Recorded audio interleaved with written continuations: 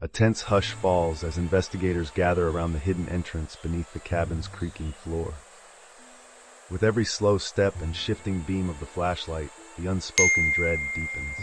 This remote hideaway, once overlooked, now glows with an ominous secret that's about to come to light. The hatch creaks open, releasing a stale breath of air that seems to carry echoes of hushed cries. Each figure pauses, caught between morbid curiosity and the weight of the horror that might lurk below. In this moment, the cabin's unassuming facade is stripped away, leaving behind an unsettling truth that no one is prepared to face. Welcome to True Crime Acts, where we peel back the layers of secrecy to confront humanity's darkest corners. We strive to deliver every twist and turn with accuracy, empathy, and respect for those involved. If you appreciate our commitment to illuminating these hidden truths, please like, subscribe, and turn on notifications so you won't miss a single revelation as we explore the case of Leonard Lake and Charles Ng, two men whose hidden bunker changed the meaning of terror forever. From this vantage point, everything seems peaceful. The winding dirt road leading to the cabin passes fields dotted with wildflowers and swaying grasses. Crickets chirp in the evening air, and a gentle breeze whispers through the branches. To an unsuspecting eye, this cabin looks no different from the many other remote residences in Wilseyville, California, a quiet structure that melts into the serenity of the wilderness. Inside, Leonard Lake sets a kettle on a basic gas stove. He moves with unhurried motions, occasionally peering out the window. His face reveals little, an air of calm, perhaps laced with private purpose. Nearby, Charles Ng stands by a table strewn with various tools and binders of notes. He too listens carefully to the rhythmic sounds of the forest, as though each noise might signal an interruption of their plans. Lake and Ng's early days on this property had been uneventful to outside observers. They occasionally drove into town for supplies, always with polite nods to neighbors. They spoke of self-sufficiency and preparedness, which scarcely raised eyebrows in a region known for independent living. In a community where fences were few and distances were great, there was little reason for curiosity. When people saw Lake's truck packed with lumber or metal sheeting, they assumed he was doing routine renovations or expansions, typical of a man with a survivalist mindset. The wilderness around them offered natural cover. Towering trees formed an almost impenetrable barrier against prying eyes, while the hum of insects and rustling undergrowth provided constant background noise. If strange sounds emerged from the cabin, they faded into that wilderness chorus. Here, Lake and Ng could begin shaping their hidden intentions without interference, intentions that would soon transform this isolated homestead into a place of chilling significance. They have everything they need for now, but is anyone close to noticing the quiet storm brewing in this shadowy refuge? At sunrise, Wilseyville begins its day slowly. A few residents drive to the nearby town for work or groceries. Others tend to small farms, feeding livestock and fixing fences. Most of them scarcely pay attention to the cabin down the winding road, which has been home to Leonard Lake for a while now. Yet subtle ripples of unease occasionally break the calm. A traveler might mention that two men living off the beaten path keep to themselves a bit too firmly, or a local shopkeeper might recall an odd comment about the world's impending collapse. Inside the cabin, Charles Ng sorts supplies, extensive quantities of canned goods, first aid kits, thick rolls of rope. There's a clinical efficiency in his movements, as if each item holds a defined purpose. Meanwhile, Lake jots down notes in a journal, occasionally glancing up to share a few quiet words. They've grown accustomed to working in near silence, except for the low hum of a radio or the whistle of a kettle. Over at the general store, some people exchange mild gossip. One person remarks about hearing strange noises echoing at night from that direction, metallic banging or muffled thumps. Another references an out-of-towner who never checked out of a local motel, though no one's sure if he ever even ventured toward Lake's place. These fragments of concern are easily lost in daily chatter, especially since nothing truly concrete ties them together. Even the sheriff's occasional glance at the bulletin board yields little more than a shrug.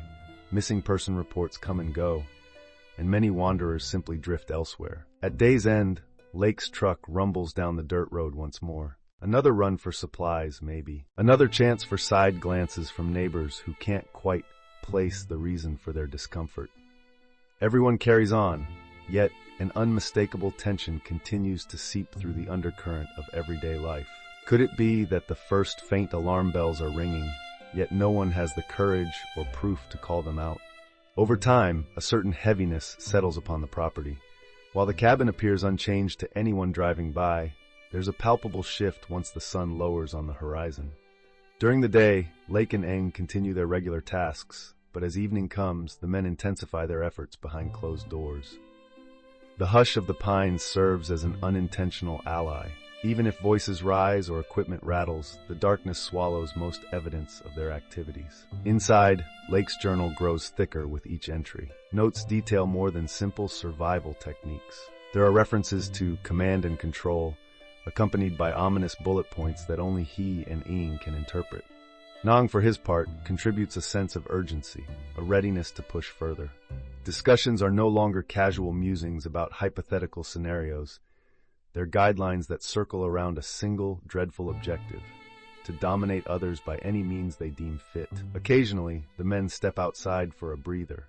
The night air bites at their faces, thick with the scent of damp earth and pine needles. One might guard the perimeter, while the other checks on an underground space that now exists beneath the cabin. With each passing week, that sealed-off area takes on a more sinister quality. Extra locks, reinforced walls, and carefully arranged lighting that suggests it's meant for something far beyond simple storage. Those meager rumors floating around Wilseyville gain slight momentum. A missing hitchhiker, an absent acquaintance who'd once joked about living off the grid.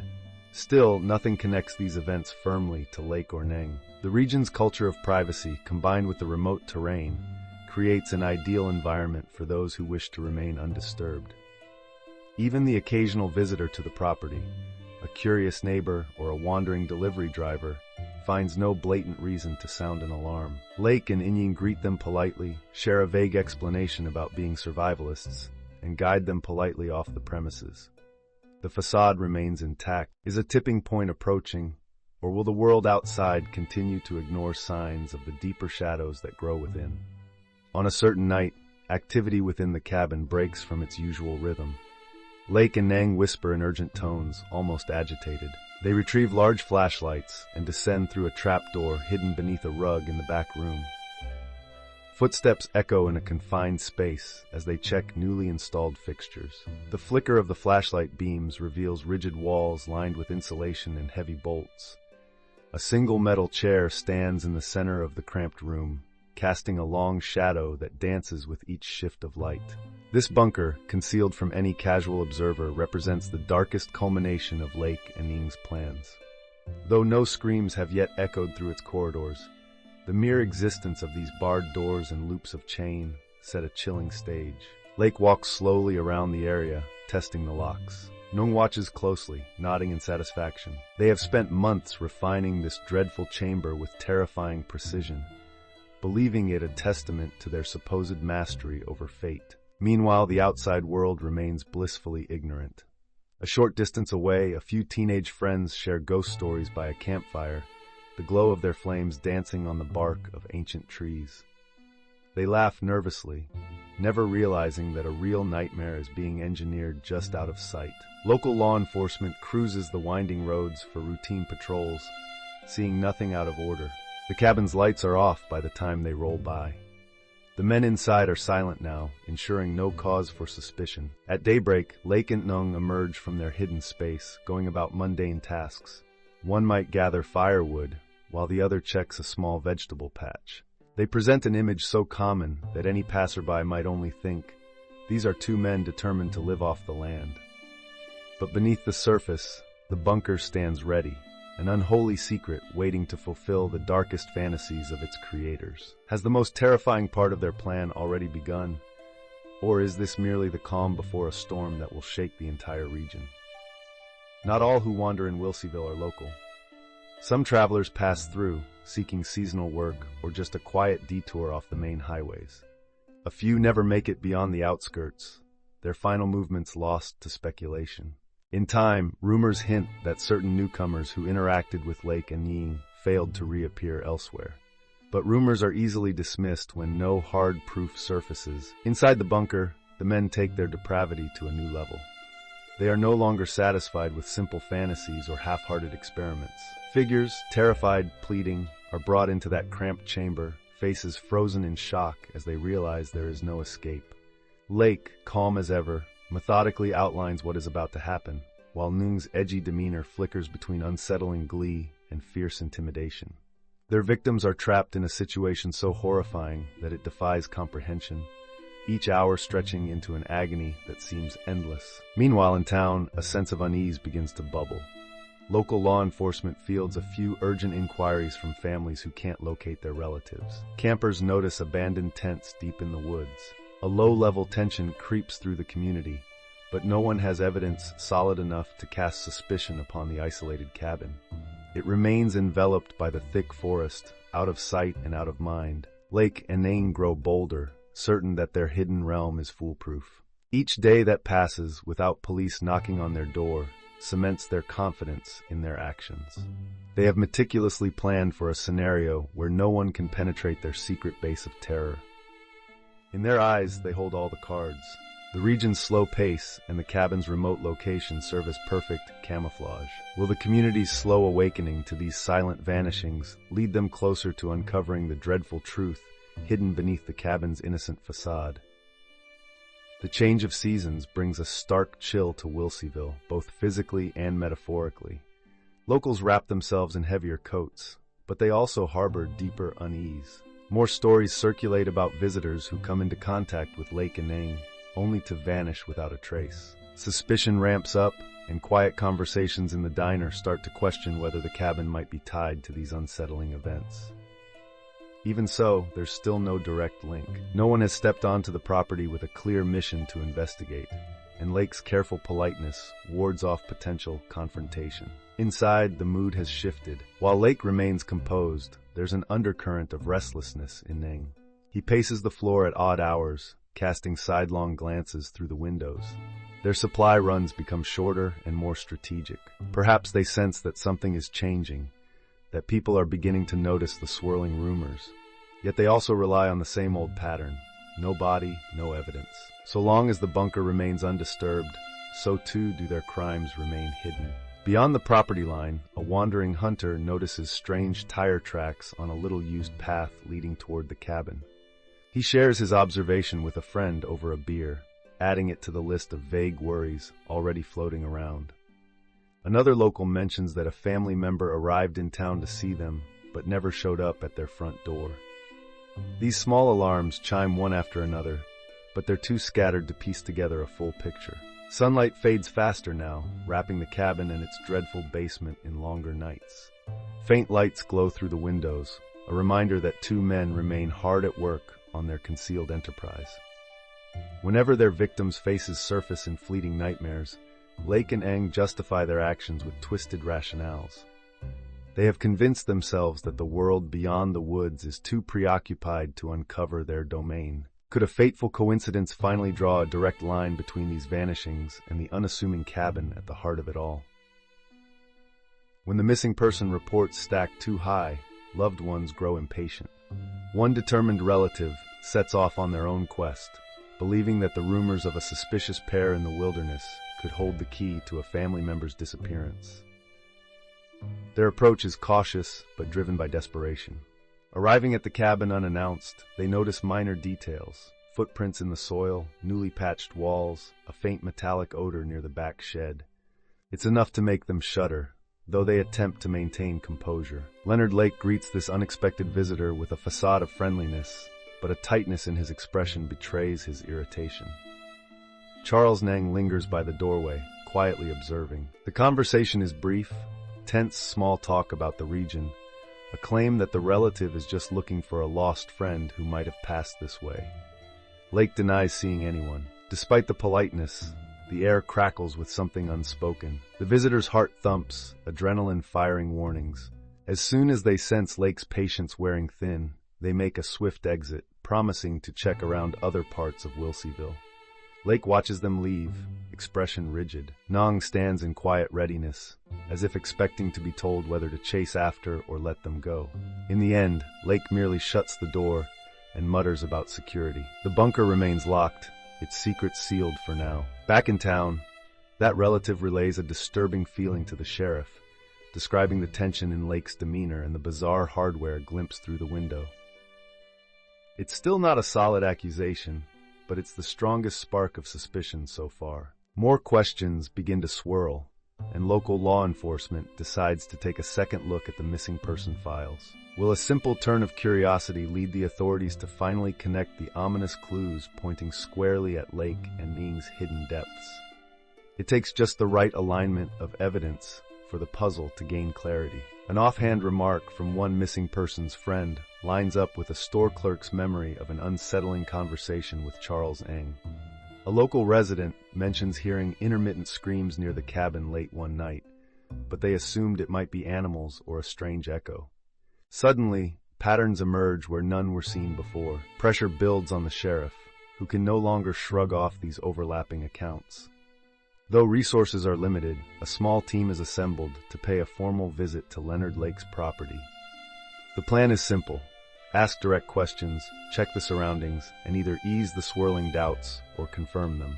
Word spreads quietly among a few neighbors who watch with anxious curiosity as a patrol car and an unmarked vehicle roll toward the dirt driveway. Inside the cabin, Lake senses the shift immediately. He spots the vehicles and warns Ng, who begins gathering items to stash away or destroy. A flicker of panic moves through the house, though Lake tries to maintain his typical composure. By the time the officers knock on the door, the men have already hidden or disguised the most incriminating evidence. Yet there's only so much they can conceal, especially if the search becomes thorough. The conversation grows tense. One deputy notices a strong bolt on a door leading to what Lake describes as a storage area. Another picks up the unnerving quiet of the place, as though something essential is missing from the scene. Lake's answers, though polite, feel rehearsed. Frowns deepen on the officers' faces. They exchange knowing looks, suspecting that something lies just beyond these walls. At this moment, a single misstep could either tip the authorities off to the hidden bunker or let Lake and Ng continue their cruelty unchecked. Will the men slip up under the weight of these questions, or do they have another plan waiting in the wings? Once law enforcement decides they need a more thorough look, everything escalates. What began as a cautious visit transforms into a deeper examination. Tools are brought in to pry open locked compartments. Dog units are called to sniff around the property, and more questions batter against Lake's flimsy story. For the first time, the harsh glare of official scrutiny falls upon the cabin's concealed corners. Lake tries to keep his mask of control, but tension radiates off him. Charles Ng grows visibly agitated, pacing like a trapped wolf. The officers sense something profound at play here, something that can't be explained by innocent survivalist quirks. When one deputy finally locates the latch to the hidden bunker, the entire tone of the search shifts. Even from outside, the stale air wafting up from below suggests a place not meant for casual eyes. A sense of dread grips the group as they step down. Stacked crates, improvised restraints, and a grim metal chair come into focus under the beam of flashlights. The bunker exudes a feeling of despair, as though it has absorbed the terror of those who suffered here. Officers exchange somber glances, realizing that the rumors and whispers had been frighteningly real.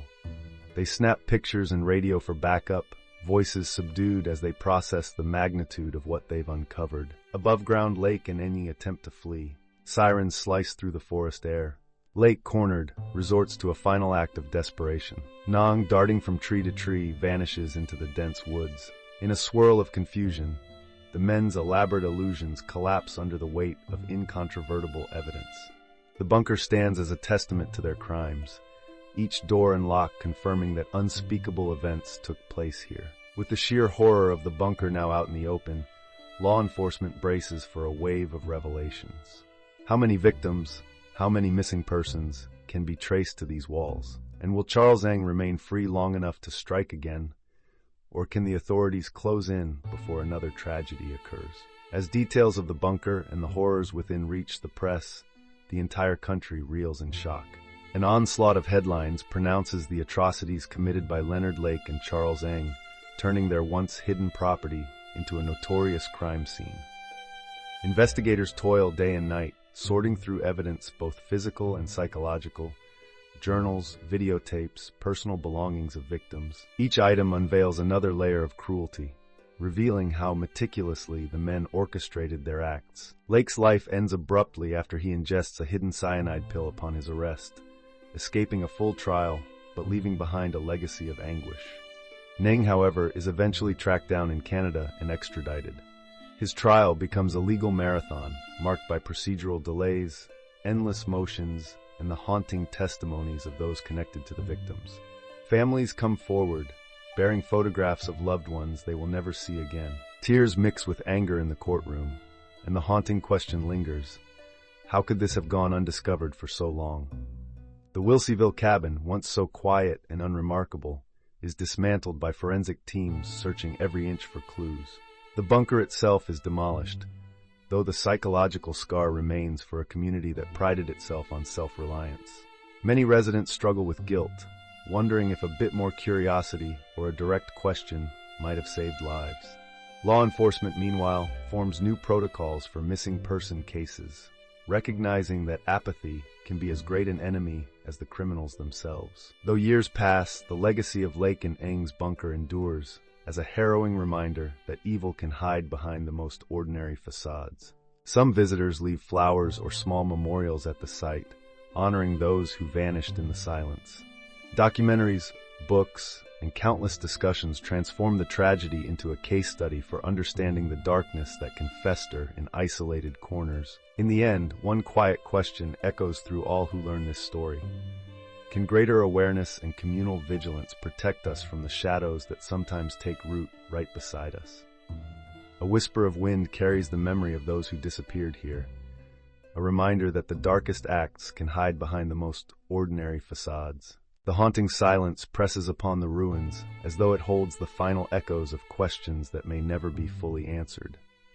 Even as nature reclaims this tainted ground, the lessons remain vital for all who seek to understand the boundaries of human cruelty and how easily they can be crossed when no one is watching. Thank you for journeying with us into a realm few dare to confront. If this story resonated with you, subscribe to our channel for more true crime investigations that shine a necessary light on hidden horrors. Like this video if you believe these voices deserve to be heard, and turn on notifications so you won't miss our upcoming explorations into cases that test the limits of human conscience. We invite you to join our community and help keep these stories alive. In sharing them, we honor those whose experiences might otherwise slip into darkness.